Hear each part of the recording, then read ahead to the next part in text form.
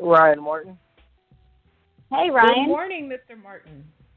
Hey, good morning. Good morning. Well, good afternoon on the East Coast. Yeah. Look, we want to get to know you today, and we want our listeners to get to know a little bit more about you, kind of where you've Okay. been, where you're going. So, Jay, let's start off with some stuff that you have for Ryan. Perfect. Ryan, for our listeners who don't know, you were initially signed to SMS Promotions, which was formerly, it's no longer in existence, it was run by 50 Cent. So with that, I have to ask you, do you watch Power? Can you watch Power? Oh, yeah. I think Power is the best show on TV right now. That's my show. I didn't get to watch the last episode yet, so I haven't seen that one, so no spoiler for me. Do you want Kanan? Do you want Kanan to die? No. I think his character his character plays a good part in the show. So I don't want him to die. I have nothing against him. Okay, I didn't want to. I wanted to make sure. It just didn't work out. Excuse me. I said you don't got nothing against 50 Cent. It just didn't work out. What happened there? Yeah, it just was a business decision on his end, and he gave me a start to my career. He's a good friend.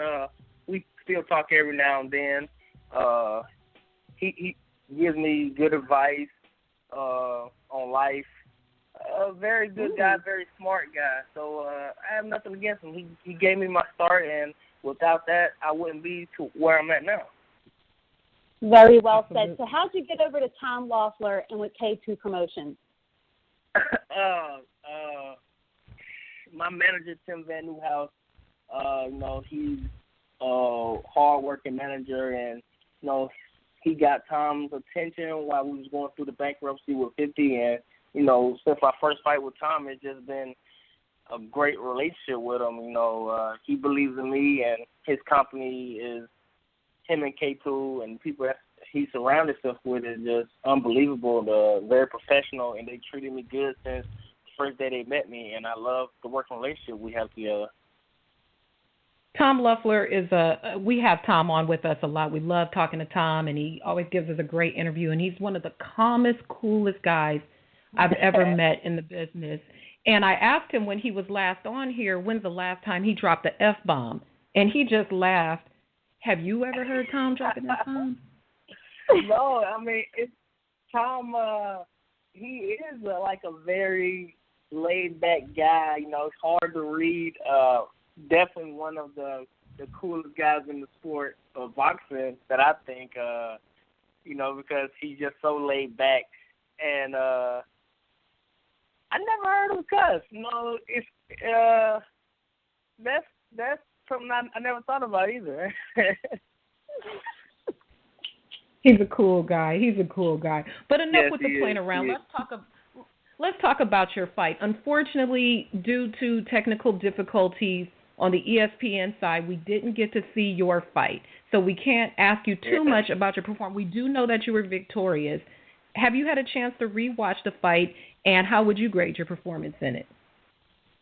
Well, speaking on whatever happened with ESPN, I was very, very disappointed when I heard that it didn't air, because I had so many fans and people around the country that was eager to see me fight on free TV, and everybody had parties and stuff ready for the fight, and it didn't happen. So I was very disappointed in that. But Marcos, he was a very tough opponent, which we knew going into the fight, and he took some big shots. He took some shots that I didn't think he could stand up to, but he showed a lot of heart, and but I won every round, every minute, every second. But I grade my performance, maybe a B plus, B minus, somewhere around that range. As I feel like every fight, I can always do better, and I know I'm getting better with every fight. So I still got a lot of growing to do. Yeah, so you've been on some really big cards. You've been on Golovkin's undercards. You've been on Chocolatito cards. what is going to be your breakout fight where you can say, this is my graduation day. I am Ryan Martin, and I'm here. What's your breakout fight going to be? Well, hopefully my breakout fight will be on the biggest card in a long time, the GG and Canelo card in September. So, I haven't talked to my team or Tom about that yet, but, I've heard they have big things in store for me within the next couple fights. So that fight right there, if I can get on that card, I think that will be my introduction to, contender, world championship caliber level, if I can get on that card and get a good big fight on that card. So that's something I'm really looking forward to, and just being a part of that card and being a part of the Canelo Triple G show is going to be phenomenal, because it's going to be the biggest thing in a long time. And we'll be there. RB&J will be there. We'll have a table set up. You have to come over, chat with us, get on air with us. Oh, yes. Hopefully we'll see you for there. Sure. I show a lot of love. Oh, we'll love to have you. Yeah, that definitely will be a great look to see you on that card, a really, really big platform. We know that you have trained. This is the third camp that you've completed up at the Summit Gym in Big Bear. And Abel's not your head trainer, but he's been real important to you in kind of the development of your career. What are a few things that Abel Sanchez has been able to help you with? First, I think the most important thing is him opening up his facility to me. The solitude that you get in Big Bear is unbelievable. I think it really helps me stay focused and, working on my craft, because there's nothing to do up there but eat and box. We don't leave the house unless we need to go to the grocery store. And just being surrounded by those other guys up there, all top contenders and world champions, it just puts you in a different mindset. Other than that, he's a very powerful coach, very smart, and really the thing that's opened up stand out to me about him is, he's willing to help anybody. He pushes everybody to the max. He treats everybody just how he treats Triple G when he's in camp, and the same goes to Triple G. He pushes you just as hard as he pushes himself. But I'm just happy to be able to have that facility open to me and be able to do my camps there. And it's definitely been a tremendous help. Since I've been working up there, this is my first fight that went the distance. And, just because he was tough, I think that's why I went the distance. I think I would have stopped him if he has a good chin.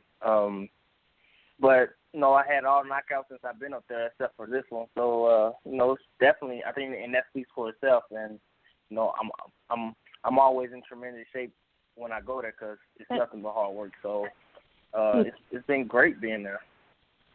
That's great. So I heard that you were used as the chief sparring partner for Denis Shavikov for the Robert Easter fight. Is that true? Yes, true. Great sparring with him. That mentality he has carries him a long way, and it's been a great learning and experience sparring with him. So what did you think about the fight? Did you think he pulled it off? Did you think Easter won? There was some controversy on the scorecards. How'd you have it? Actually, I didn't see the fight because we were fighting the same night and around the same card, so I haven't seen it yet. Okay. Well, look, it was a pleasure. Go ahead. I heard it was a very close fight, and I will watch it in the next couple of days. So let's see how it goes. All right. Well, look, it was really good getting to know you and having you on the show, and I think that everybody wanted to get to know you a little bit more, where you've been, where you're going, and what's next for you. So you got some friends over here on the RB&J Morning Punch-In Show. Give us a holler whenever you want to come back on. All right? And hopefully we'll see you out there for Canelo Golovkin. Thank you. Thank you so much. All right. Much. Have Talk a good one. You too. All right.